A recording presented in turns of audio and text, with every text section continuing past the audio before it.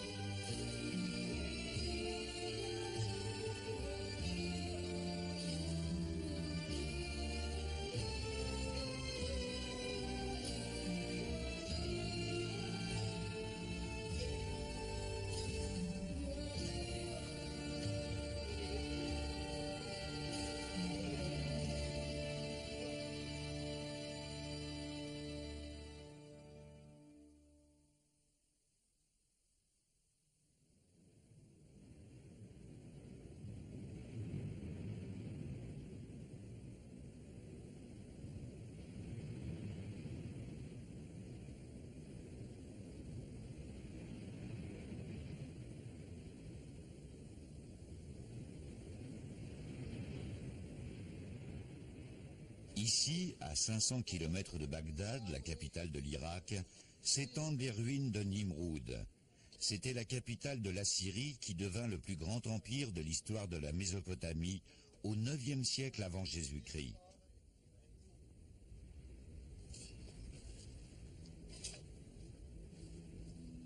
En 1989, on fit ici une découverte d'une telle importance qu'elle attira l'attention du monde entier.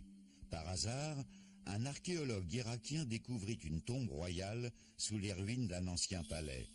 Il s'agissait de la tombe de la princesse Yaba.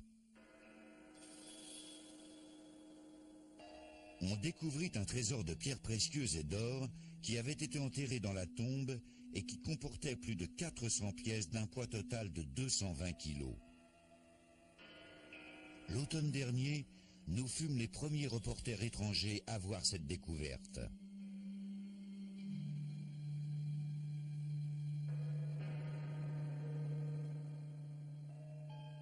Ce n'est qu'un des exemples des aptitudes et des richesses que la Syrie possédait.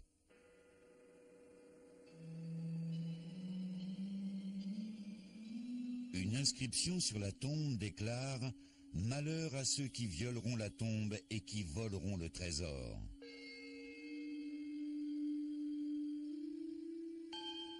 Cette coupe en or représente une scène se déroulant sur les rives du Nil.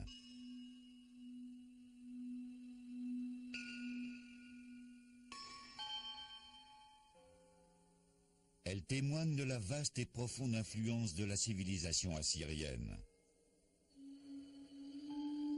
Ces inscriptions cunéiformes de Mésopotamie nous fournissent les clés pour comprendre aujourd'hui le contexte historique qui entourait cette tombe.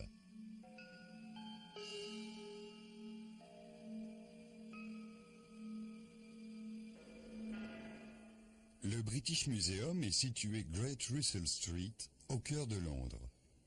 Il a été fondé en 1753 dans le but de conserver les collections de pièces historiques et botaniques de la Grande-Bretagne. Depuis lors, grâce à la force et à la prospérité de l'Empire britannique en pleine expansion à l'époque, des vestiges nombreux et variés des civilisations humaines furent collectés dans toutes les parties du monde. On estime à plus de 10 millions les pièces possédées par le musée. Il est le premier musée au monde autant par la qualité que par la quantité de ses collections. Afin de permettre l'accès à cet héritage de l'humanité au plus grand nombre, le musée a toujours pratiqué une politique d'entrée libre pendant les 2 siècles et demi où il a été ouvert au public. Chaque année, 4 400 000 visiteurs y pénètrent, parmi lesquels 180 000 Japonais.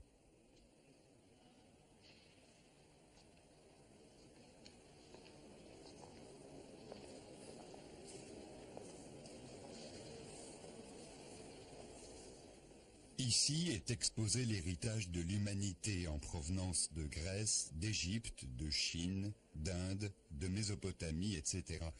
Bref, en provenance des 4 coins du monde.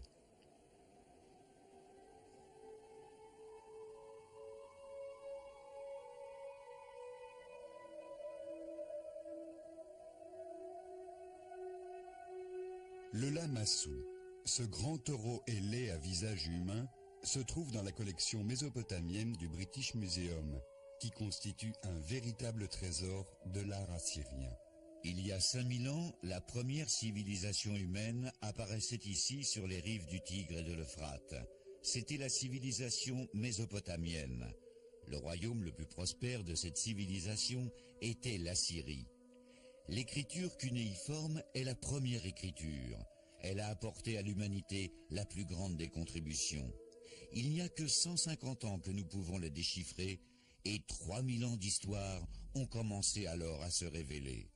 Voici Persépolis, la capitale de la Perse au 5e siècle avant notre ère.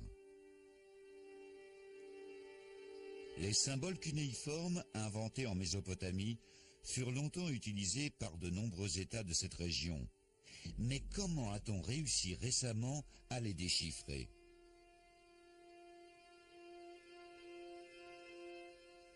Au XVIIe siècle, un voyageur découvrit à Persépolis ces étranges caractères et les rapporta en Europe.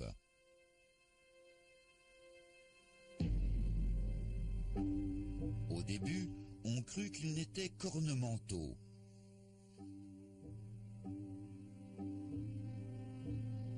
Voici Grotefend.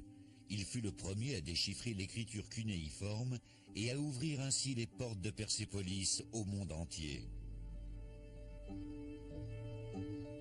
Avant tout, il montra que les symboles cunéiformes n'étaient pas décoratifs, mais qu'il s'agissait des caractères d'une écriture, et il soutint que ces inscriptions étaient écrites en perse, en élam et en babylonien, ces langues qui étaient en usage dans l'ancienne Perse. À partir d'histoires grecques antiques, Grotefend mit en évidence le nom du roi perse Xerxès et il déchiffra ces 6 lettres.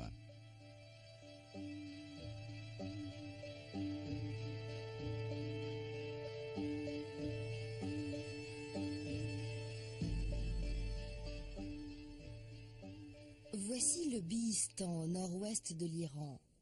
Cette inscription fut découverte sur une falaise inaccessible. Il s'agit d'un hymne à la gloire de la victoire de l'ancien roi des Perses, Darius le Grand, 5 siècles avant Jésus-Christ.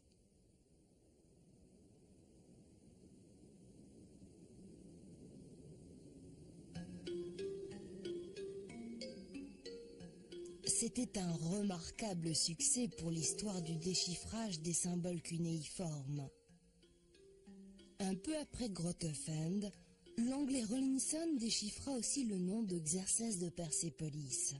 Rawlinson était un officier de la Compagnie des Indes orientales qui, travaillant en Perse, fut le premier à atteindre et à copier les inscriptions au cours d'une périlleuse expédition et finalement les déchiffra.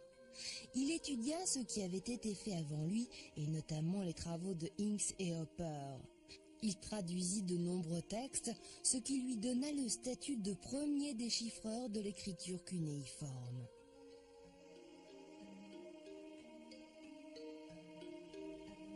En 1857, cette inscription assyrienne, qui est exposée au British Museum, fut utilisée pour traduire l'écriture cunéiforme.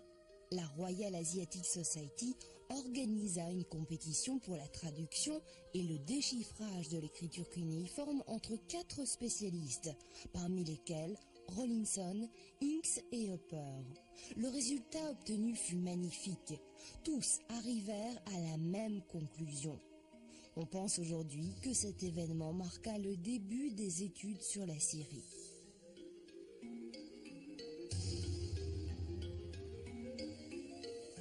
La Syrie, cachée derrière un voile, se révéla alors à travers le déchiffrage des caractères cunéiformes.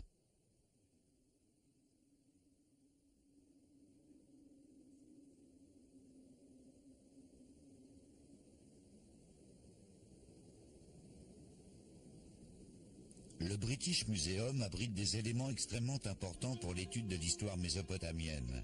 On y trouve les 25 000 tablettes d'argile couvertes d'écritures cunéiformes de la bibliothèque construite par le roi assyrien Ashurbanipal au 7e siècle avant Jésus-Christ. L'une d'entre elles est un syllabaire, la ligne à droite était en assyrien. La signification de l'écriture cunéiforme sur la gauche est restée obscure. Des indications de prononciation se trouvent au milieu. Les inscriptions à gauche étaient au départ considérées comme des codes relatifs à un sujet religieux assyrien. Cependant, le progrès des études sur l'écriture cunéiforme posait une question importante sur l'origine de ces caractères. On se demandait si ces symboles avaient été inventés par une culture bien antérieure aux Assyriens.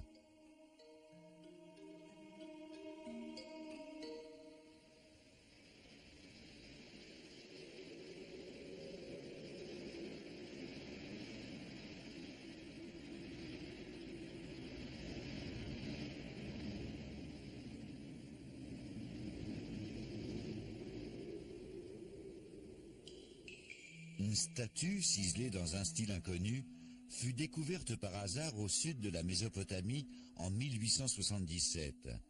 Ce fut le point de départ de la connaissance du roi Gudea, dont la tribu inventa la première, l'écriture. Ici, nous pouvons voir les véritables symboles qui étaient utilisés dans les inscriptions assyriennes. Les Sumériens sont connus aujourd'hui pour être les inventeurs de l'écriture cunéiforme. Cette découverte et la clé pour déchiffrer ces caractères fut fournie par ce syllabaire qui est exposé au British Museum.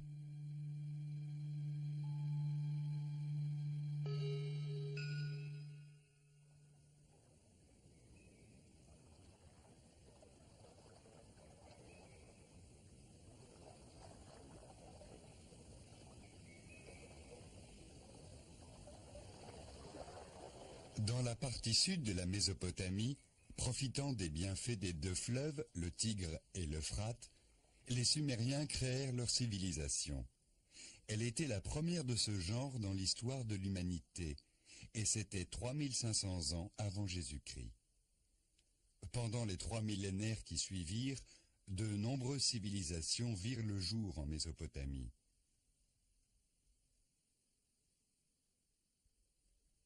Au XVIIIe siècle avant Jésus-Christ, l'ancienne Babylone était gouvernée par Hammurabi. L'Assyrie naquit au XXe siècle avant Jésus-Christ, et au 7e siècle avant Jésus-Christ, elle se transforma en un immense empire incluant l'Égypte.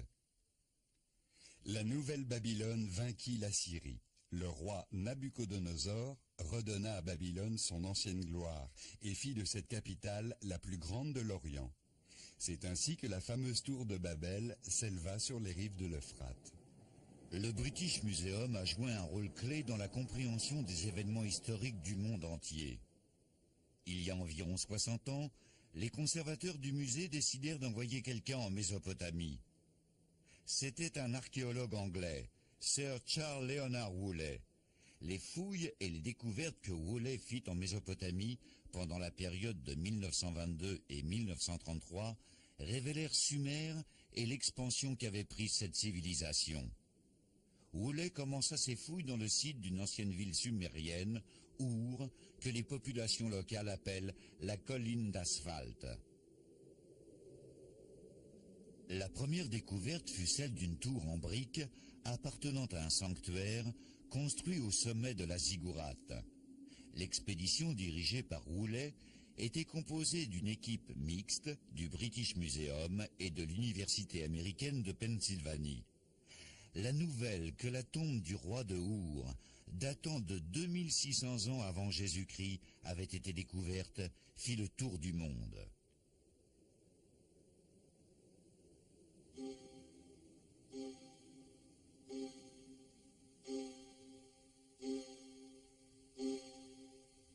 L'énorme quantité d'observations réunies par Roulet sur la tombe du roi de Our est conservée au British Museum. Selon ces observations, la découverte la plus brillante qui transforma totalement l'image de la civilisation sumérienne fut faite par un homme seul.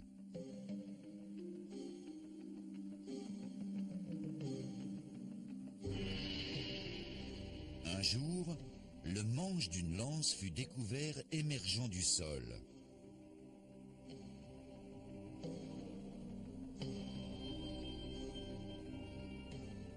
Quand on creusa, on découvrit le corps d'un homme portant un casque et entouré de coupes en or et de pierres précieuses.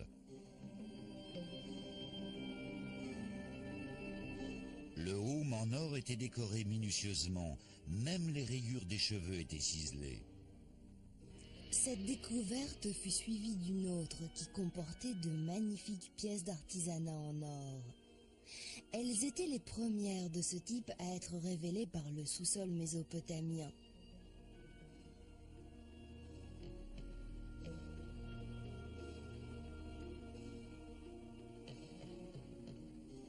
Le manche de cette dague était fait de lapis-lazuli et son étui est un ouvrage ajouré d'une grande qualité.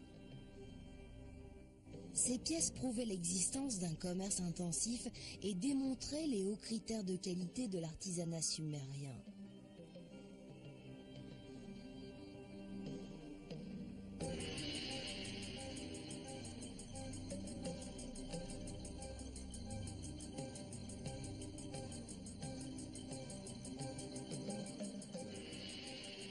Un jour, Vollet découvrit un nombre incalculable de cadavres. L'environnement suggérait qu'il s'agissait de courtisanes et qu'elles avaient suivi dans la mort l'occupant principal de cette tombe.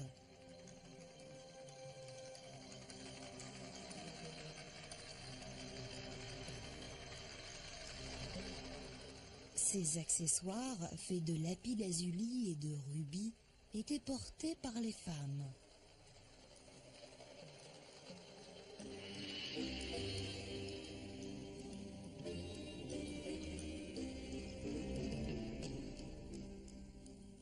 Il y avait là une lyre posée près des femmes. Peut-être quelqu'un en a-t-il joué, et peut-être a-t-il chanté un chant d'adieu à ce monde.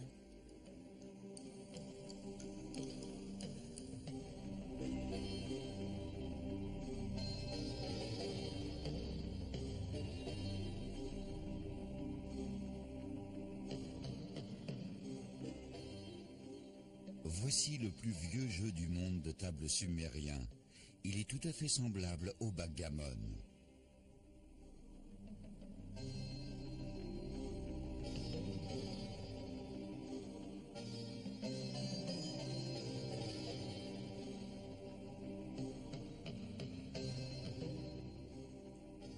En s'enfonçant plus profondément, Roulet parvint à un endroit qui conduisait plus loin dans la tombe.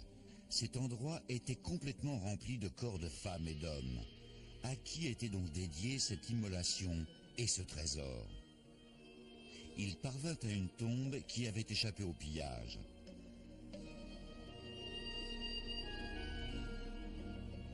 Voici un sceau cylindrique que les personnages officiels portaient constamment à cette époque en guise d'identification personnelle. Il appartenait à une reine sumérienne du nom de Shub-Ad, écrite en sumérien.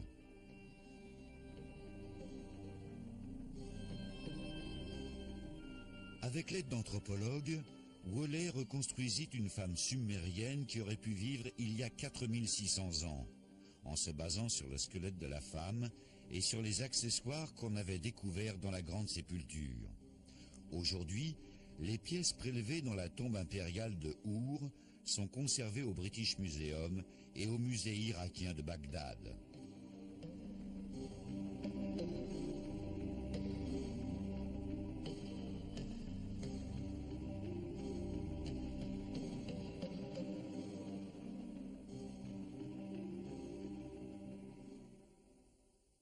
De nombreuses pièces provenant de la tombe du roi de Our, exemplaires de la civilisation sumérienne, sont conservées ici au British Museum. L'une d'entre elles s'appelle le fanion de Our, et il s'agit d'un exemple remarquable d'artisanat daté de 2600 avant Jésus-Christ. Son usage ne nous est pas connu, mais on croit qu'il pourrait s'agir d'une caisse de résonance.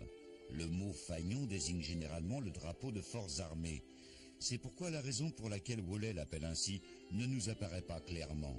Quand il fut extrait du sol, il se brisa, mais Woolley ramassa péniblement les morceaux un à un et ils furent réunis. La découverte la plus importante provenant de la tombe impériale est un rouleau représentant l'organisation de la dynastie. Grâce à celui-ci, la structure de l'État sumérien et la manière d'y vivre furent complètement révélées. Voici le roi de Sumer et ses soldats. Une scène de guerre de l'époque est représentée.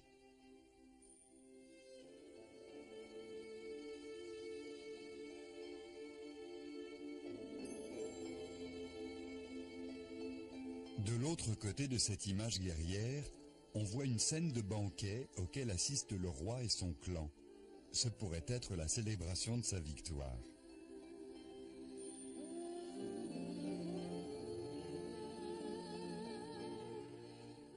Les gravures illustrent la vie sumérienne et les détails sont décrits de manière très vivante.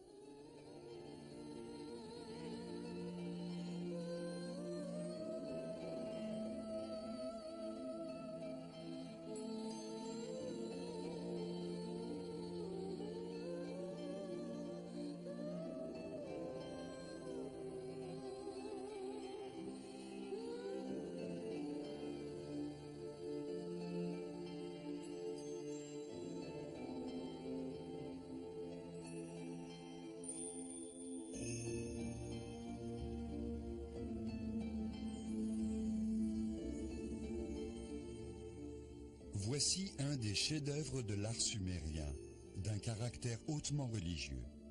Il fut trouvé parmi les courtisans morts dans une partie de la tombe impériale.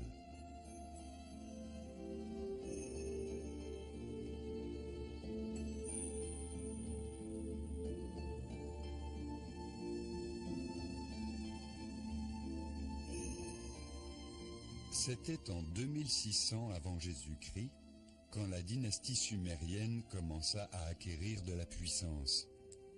La découverte de beaucoup de ces pièces récompensa Woolley de ses efforts. C'était aussi l'époque que nous pourrions appeler l'aube de la civilisation de Sumer, qui prit rapidement de l'expansion.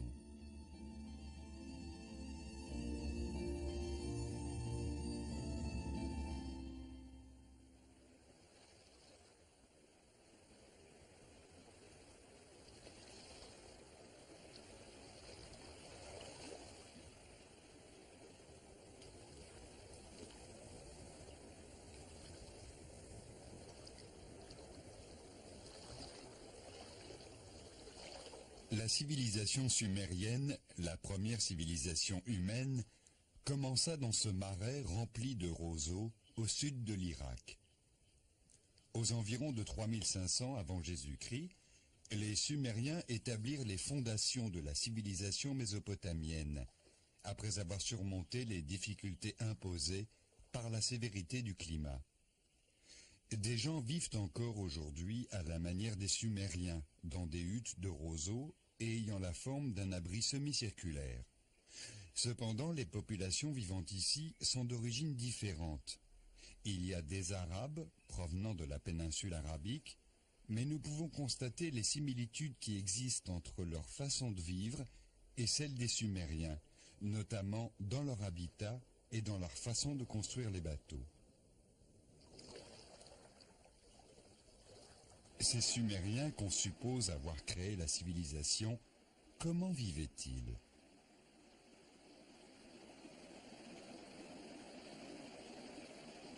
Un réseau de canaux unissait le Tigre et l'Euphrate à la Mésopotamie. Des conditions naturelles difficiles forcèrent les Sumériens à créer leur propre système d'irrigation pour la première fois dans l'histoire de l'homme.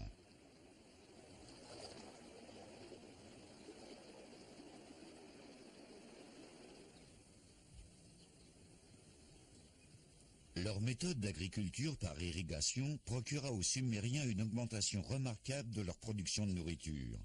Selon leurs évaluations, la récolte du blé, l'aliment principal des Sumériens, produisait entre 70 et 80 fois la quantité de semences. Même en Europe, où la révolution de l'agriculture fut accomplie au XVIIIe siècle, la moisson ne fournissait que 10 fois la quantité de semences.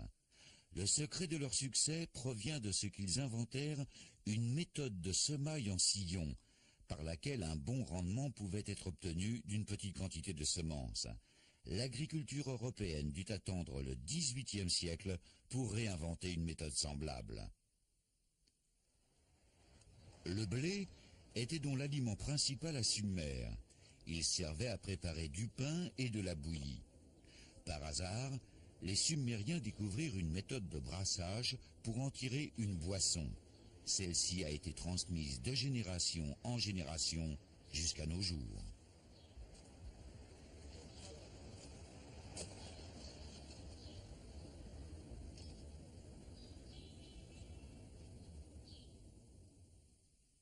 On croit que l'invention du brassage de la bière remonte au 3e millénaire avant Jésus-Christ.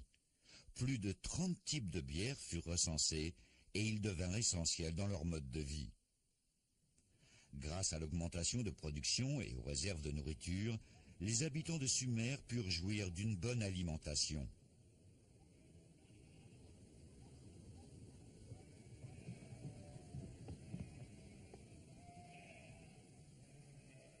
Depuis lors, et pendant 1500 ans, de Eridu à Uruk, la dynastie de Ur fut prospère jusqu'à la 3e génération en 2000 avant Jésus-Christ.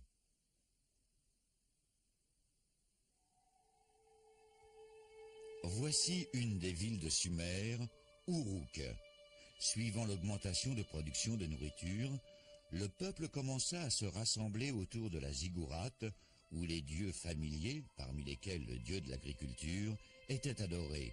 C'était en 3000 avant Jésus-Christ. C'était la première métropole. Si nos ancêtres ont commencé à organiser la vie des villes pour la première fois, on le doit aux Sumériens. Le système de plantation de roseaux dans la ziggourate a survécu. Le temple devint le centre de la vie publique. À cause du développement des systèmes d'irrigation et de l'agriculture, le besoin d'une administration se fit sentir, avec pour résultat que des personnes ayant de l'autorité conquirent le pouvoir. Pour la première fois, un lugal, ce qui signifiait grand homme en sumérien, devint le chef de l'État dans ce pays. Les Sumériens étaient aussi les inventeurs du concept architectural de l'arc. Parallèlement, ils faisaient le premier pas de ce qui allait devenir leur contribution la plus importante dans l'histoire de l'humanité. Les Sumériens inventèrent des symboles d'écriture. Ils en avaient besoin pour enregistrer leurs activités économiques. Dans les temples, le prélèvement d'impôts et le commerce de céréales commença.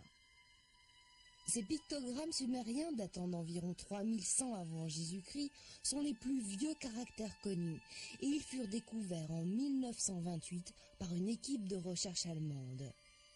Comment les Sumériens commencèrent-ils à les créer ?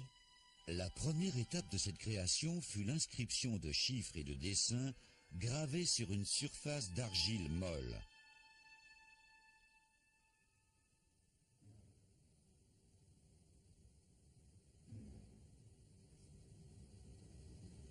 Then the 1 is written with a single horizontal stroke. The 10 is written with a small circular stroke. 60 is written with a large horizontal stroke. 600 is written with a large horizontal stroke and a 10 inserted in it. And 3600 is written with a large circle. Voici les pictogrammes. Les Sumériens utilisaient un système numérique qui combinait deux systèmes, un en base 10, l'autre en base 60. les caractères cunéiformes commencèrent par des pictogrammes rudimentaires qui exprimaient des symboles et se développèrent sous forme de signes plus organisés.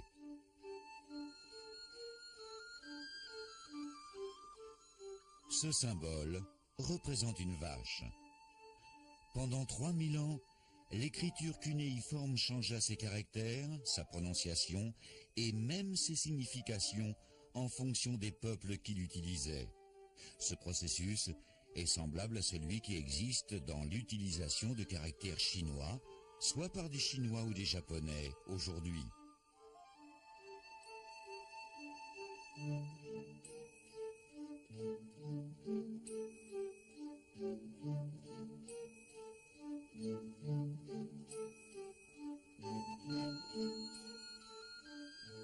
Ce symbole représente la bière, la boisson favorite des Sumériens.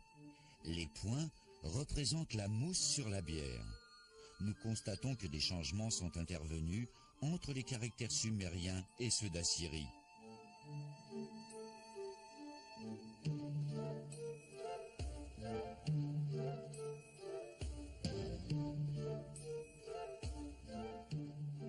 La combinaison des pictogrammes tête et pain forme le verbe manger. Les caractères cunéiformes étaient gravés avec un angle de 90 degrés pour les rendre plus faciles à écrire. Ils furent ensuite finalisés aux environs de 2500 avant Jésus-Christ.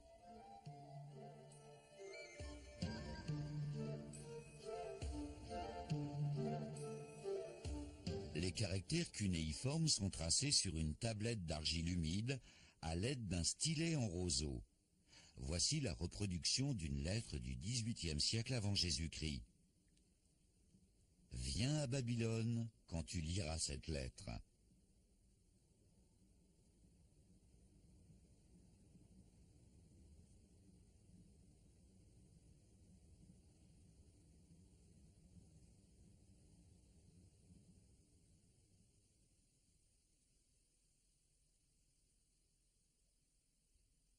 Les Sumériens permirent à l'humanité de grandement progresser en créant des caractères qui rendirent l'être humain capable de conserver les connaissances.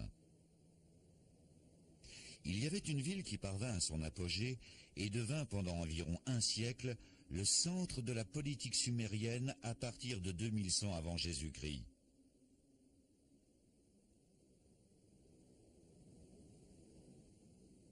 Aujourd'hui, l'exhumation des sites enfouis nous dessine de vagues contours quand on les regarde à partir d'un satellite. À quoi cela ressemblait-il il y a 4000 ans?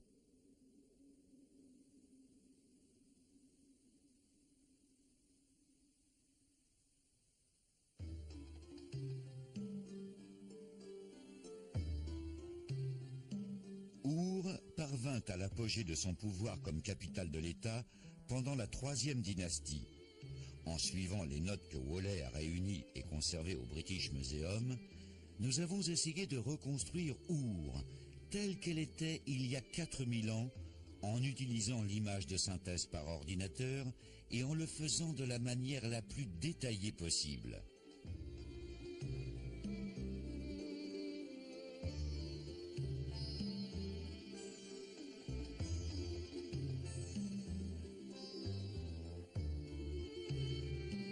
Voilà la ville où Woolley exhuma la tombe impériale de Our. Woolley la décrit ainsi. Our occupait une surface irrégulière de forme ovale de 1030 mètres de long et de 690 mètres de large. La circonférence en était murée et le mur extérieur était entouré par l'Euphrate et par un réseau de canaux. À Our, il y avait le Téménos, qui était un espace sacré dans le centre de la ville. Dans le Téménos, la ziggourate se dressait imposante. Elle y avait été construite par le roi Ur-Nammu en 2100 avant Jésus-Christ.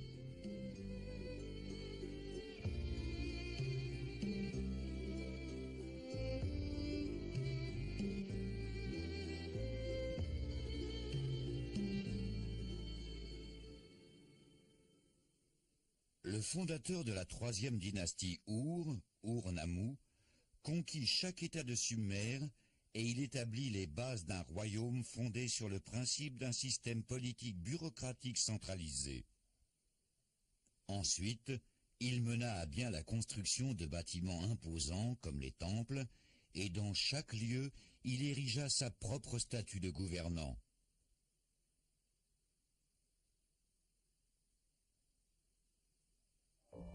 Dans un coin du Téménos, Wolay découvrit plusieurs centaines de tablettes d'argile qui relevaient du bureau d'administration du commerce.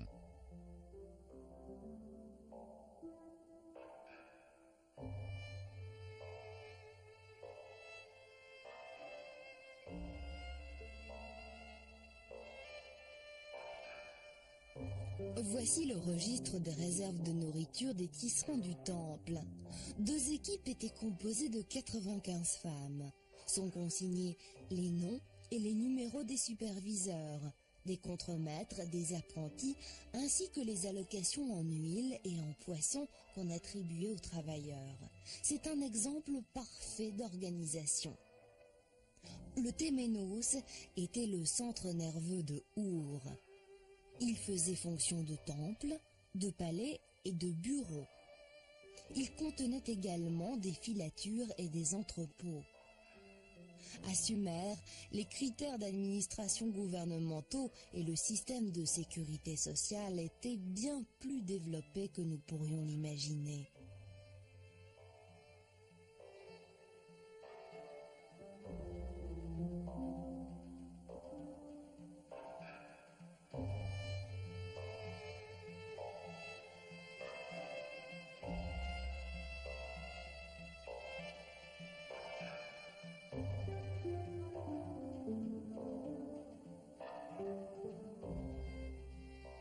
Les registres nous rapportent qu'à Our, ceux qui étaient malades ou pauvres, les veuves et plus spécialement les orphelins, tous recevaient un supplément de céréales, de viande et de vêtements.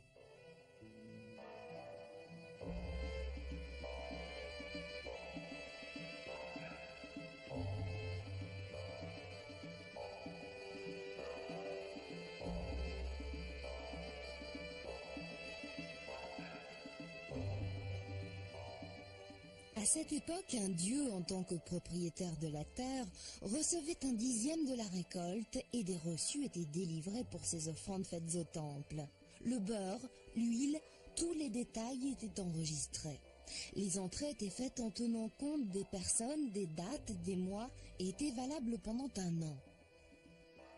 La société sumérienne était une société contractuelle. Voici le contrat concernant des transactions pour une maison. Le contrat était conservé dans une enveloppe d'argile et son contenu était également recopié à la surface de l'enveloppe. Elle était ensuite scellée par un contrôleur à l'aide d'un seau cylindrique.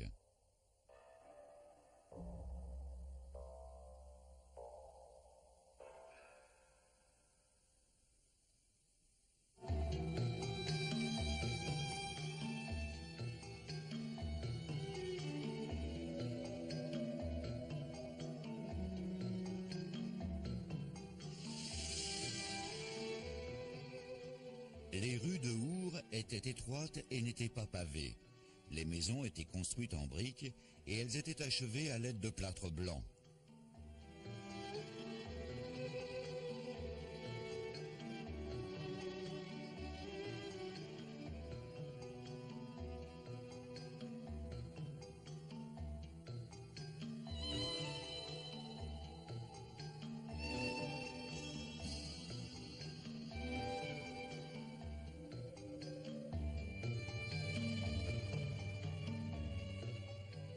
Ces maisons ne possédaient pas habituellement de fenêtres au rez-de-chaussée qui puissent donner sur la rue. Il y avait un jardin intérieur et chaque chambre avait une fenêtre qui donnait sur celui-ci. La maison avait aussi un système d'égout individuel. Une maison appartenant à la classe moyenne était spacieuse et comprenait 10 chambres ou plus. Un jour, Wolay découvrit dans une de ces maisons environ 1 millier de tablettes d'argile. C'étaient des livres d'école écrits en caractères cunéiformes. Le propriétaire de la maison était un professeur d'écriture pour les enfants.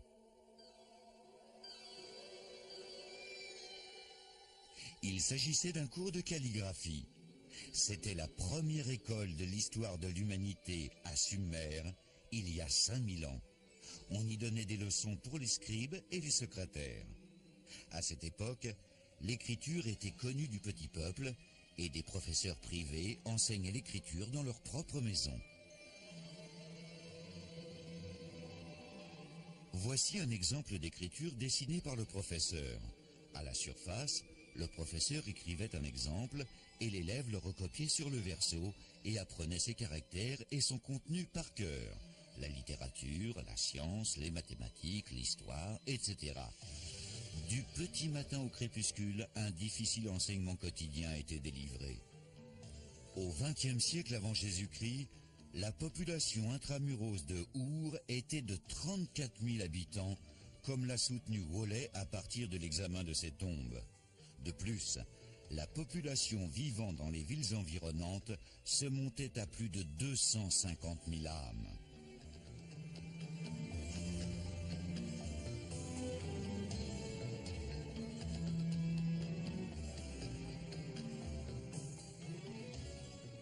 Une écriture élaborée et une poésie épique furent créées. La vie à Our était loin de ce que nous imaginons être possible il y a 4000 ans. Des systèmes administratifs civilisés hautement développés et des activités économiques qui étaient en vigueur sous le contrôle des plus vieilles lois du monde, le code du roi Ur-Nammu. La troisième dynastie Our était au sommet de sa gloire. En 2004 avant Jésus-Christ, les Sumériens furent défaits par une invasion de l'Élam.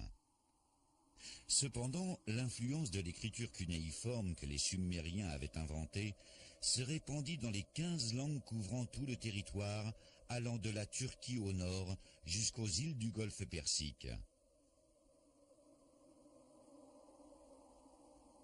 La langue sumérienne allait survivre pendant les 2000 années suivantes en tant que langue des poètes et des érudits, longtemps après que le pays eut disparu, une situation comparable à celle du latin. Une nation allait acquérir de la puissance dans le nord de la Mésopotamie. C'était une colonie sumérienne et un millénaire après la chute de Sumer, elle allait atteindre le sommet de la prospérité.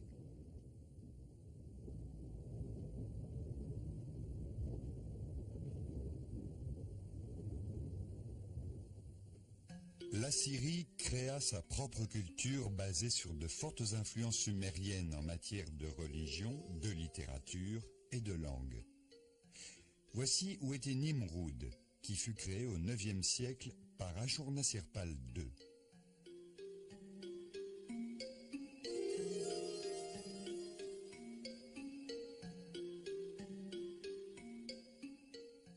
Depuis le XIXe siècle, des travaux de fouilles se sont déroulés ici pendant 150 ans, avec comme résultat une découverte progressive de l'histoire de la Mésopotamie.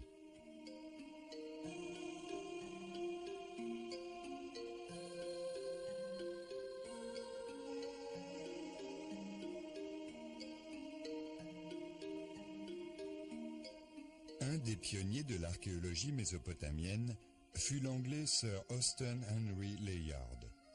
Les fouilles mésopotamiennes de Layard commencèrent en 1845 ici, dans ce site de Nemrud.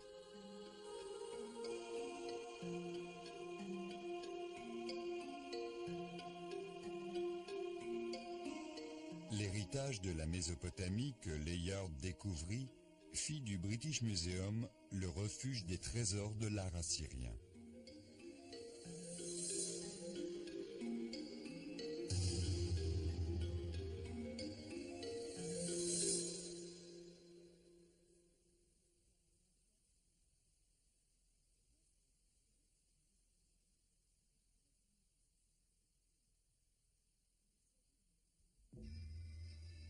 Ce fut le roi Assur-Nassir-Pal qui fonda l'empire assyrien après avoir vaincu la Mésopotamie au IXe siècle avant Jésus-Christ.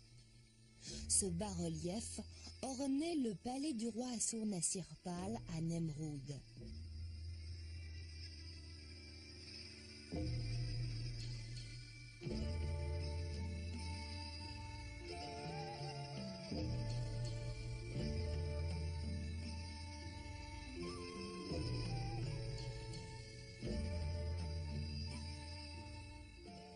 Elle était la première ville dans l'histoire de l'humanité à être décorée de bas-reliefs comme ceci.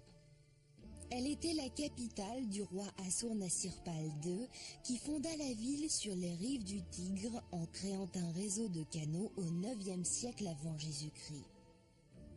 Voici une représentation de Nemrod telle que Layard l'imaginait.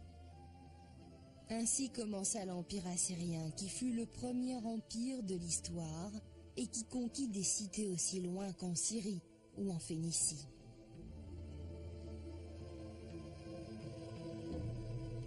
Ce bas-relief de scène de bataille du roi Assur-Nassir-Pal II fut exhumé par Layard. Ce roi était remarquable même parmi les rois assyriens connus pour leurs atrocités. Ces invincibles soldats avaient des armes en fer. Ils avaient aussi de nouveaux armements qui leur permettaient d'attaquer les forteresses. Si le roi entendait parler d'une révolte, il envoyait des troupes, même en plein été, et les faisait marcher plusieurs centaines de kilomètres pour l'écraser immédiatement. Ces troupes étaient cruelles et massacraient hommes, femmes et même enfants sans discernement. La Syrie étendit ses territoires et écrasa toute révolte qui la menaçait, adoptant une politique de contrôle de l'opposant par la peur. En 700 avant Jésus-Christ, le roi Sennachérib transféra la capitale à Ninive. À l'époque de son petit-fils, Ashurbanipal, la Syrie jouissait d'un pouvoir à son apogée dans sa période finale. Ninive devint le centre de l'Orient pour les arts plastiques, tels que la sculpture et l'architecture.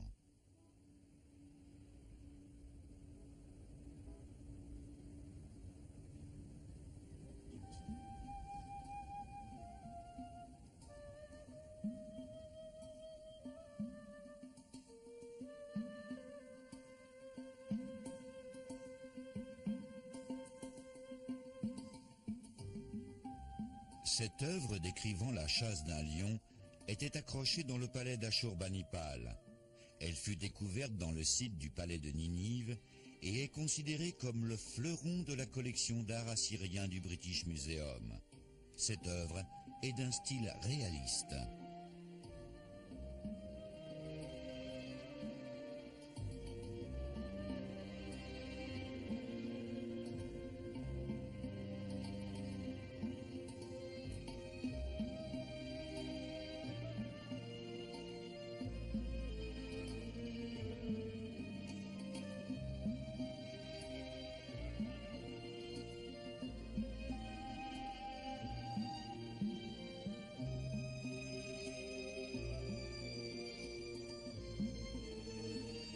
Soit par ordre du roi ou par la volonté de l'artiste, la queue a été raccourcie par une correction qu'on peut encore examiner.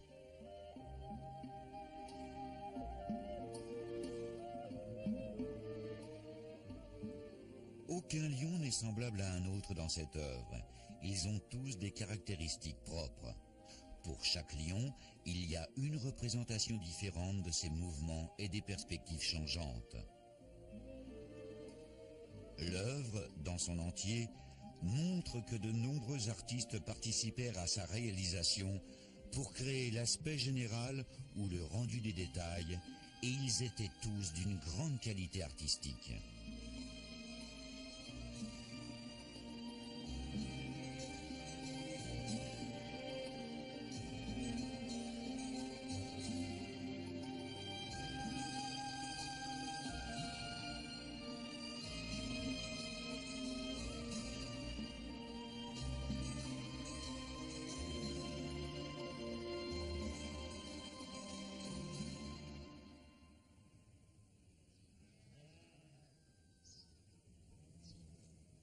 Ces caractères cunéiformes racontent l'histoire de l'Empire assyrien. Plus de 20 000 tablettes d'argile, couvertes d'écritures, furent exhumées d'un coin de la colline de Kuyunjik sur le site de Ninive. C'est ici que se dressait la bibliothèque du roi Ashurbanipal.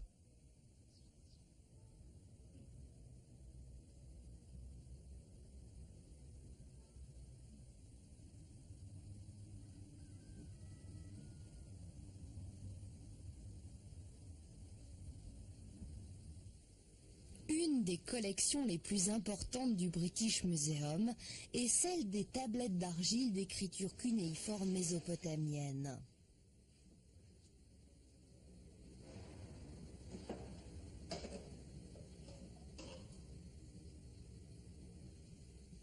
De nos jours, on estime à plus de 1,5 million le nombre de tablettes d'argile ayant été extraites du sol.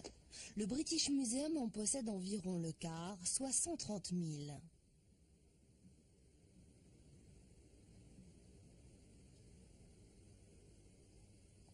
Il s'agit vraiment du plus grand trésor archéologique cunéiforme du monde. Parmi celles-ci, la collection qui a le plus de valeur est celle des 25 000 tablettes du roi Ashurbanipal. Voici George Smith, un érudit du British Museum qui est relativement peu connu.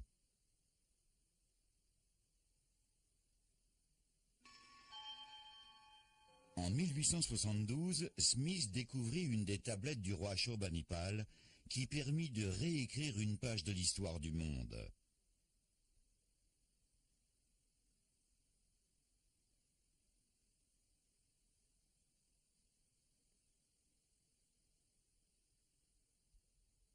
Le British Museum fut la scène où il exposa publiquement ses découvertes.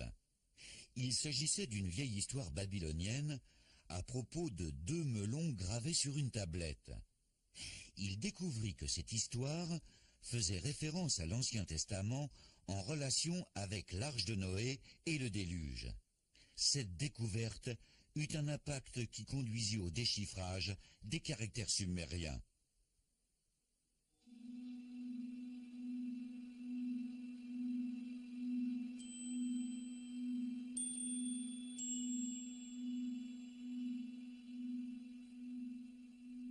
Voici Gilgamesh, le légendaire héros sumérien.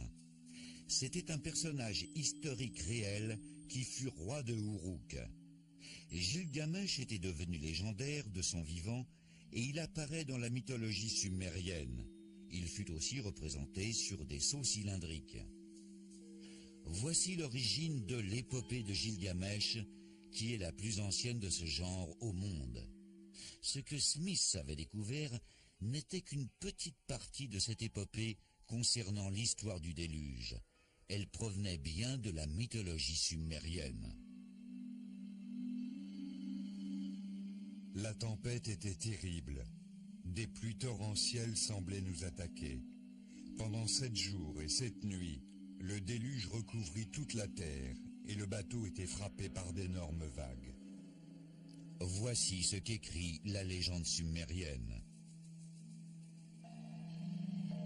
Dans l'Ancien Testament, Dieu était en colère contre la méchanceté des hommes et il fit monter les eaux. Noé navigua jusqu'à Harara sur l'arche. Il fut le seul à survivre et l'extinction de l'humanité fut évitée. Ce mythe sumérien a voyagé de Babylone à l'Ancien Testament.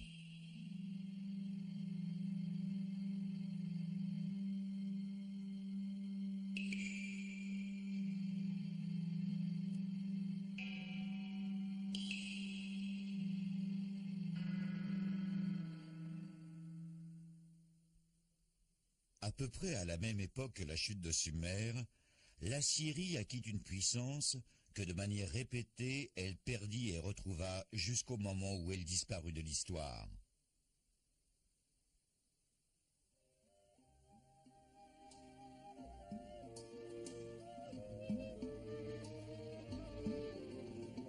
Ninive périclita et partagea le destin des peuples qu'elle avait conquis et mis à feu et à sang.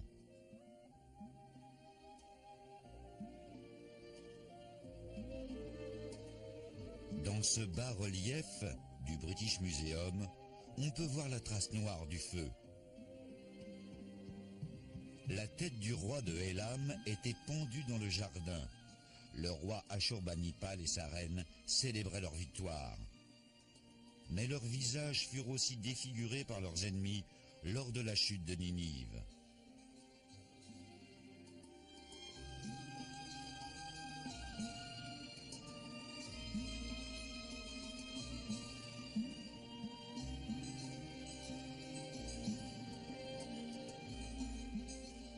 En 612 avant Jésus-Christ, l'Assyrie fut défaite par les troupes unies d'Assyrie moyenne et de Nouvelle-Assyrie. Seulement 15 ans s'étaient écoulés depuis la mort d'Ashurbanipal, qui se vantait de son pouvoir à l'apogée de la dynastie. La capitale fut réduite en cendres et l'empire assyrien disparut de l'histoire sans laisser de traces.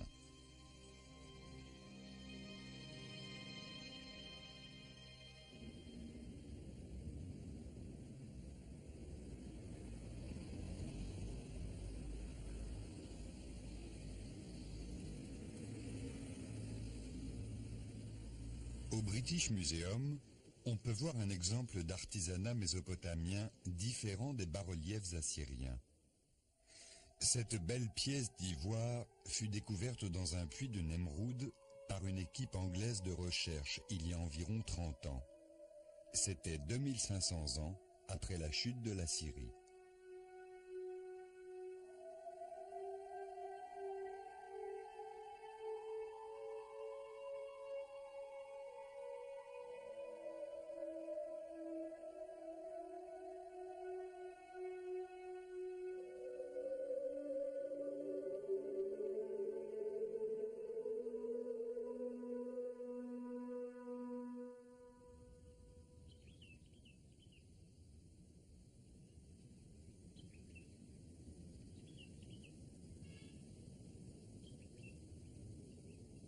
Les caractères cunéiformes que les Sumériens avaient inventés disparurent complètement de l'histoire de l'humanité après 2000 ans de civilisation mésopotamienne. Babylone se trouvait ici. C'était la capitale de la Nouvelle-Babylone qui atteint la prospérité comme centre de l'Orient au VIe siècle avant Jésus-Christ. Le roi Nabuchodonosor succéda à la civilisation sumérienne. De nombreux Grecs vinrent ici et des études sur le langage sumérien furent menées à bien. Voici les dernières tablettes d'argile en caractère cunéiforme exhumées à Babylone. Elles expliquent l'astronomie sumérienne et furent écrites en 61 avant Jésus-Christ.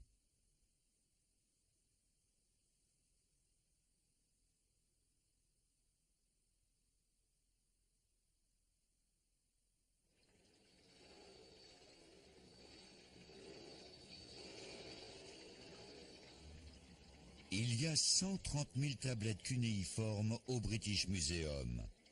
Pendant 150 ans, elles ont joué un rôle important pour fournir des indices permettant d'élucider la civilisation mésopotamienne. Cependant, ce qui a été déchiffré ne représente qu'une faible partie. À cette vitesse, il faudra encore 200 ans avant que le déchiffrage complet soit achevé.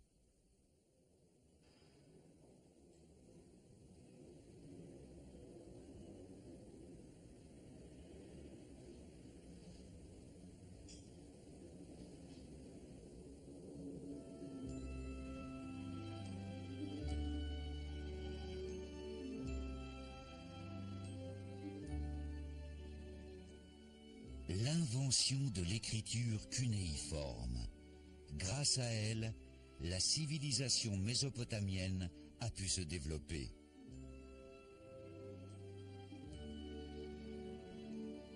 Les Sumériens, qui avaient établi ces fondements de toute civilisation, nous ont quittés depuis longtemps.